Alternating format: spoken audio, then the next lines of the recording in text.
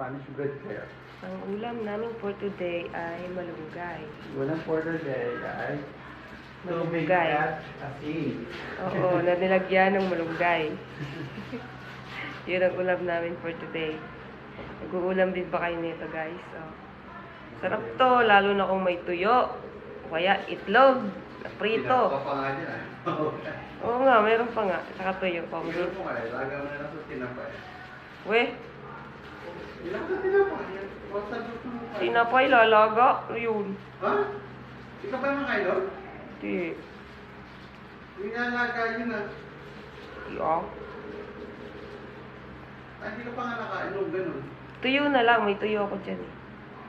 Iprito ko mamaya. Hindi ka ilaga yun. O kaya itlog. Ang ilalagay mo sa pan, ang malunggay. Hindi ko pa na Kailangan na ganun? Hindi ko pa na-try. Hindi ko pa na-try ilaga ang tinapa. Ay, ilaga pala guys ang tinapa. Hindi ko pa na-try yun ah.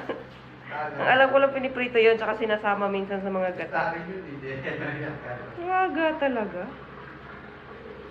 Sure ka? Nilalaga ba yun?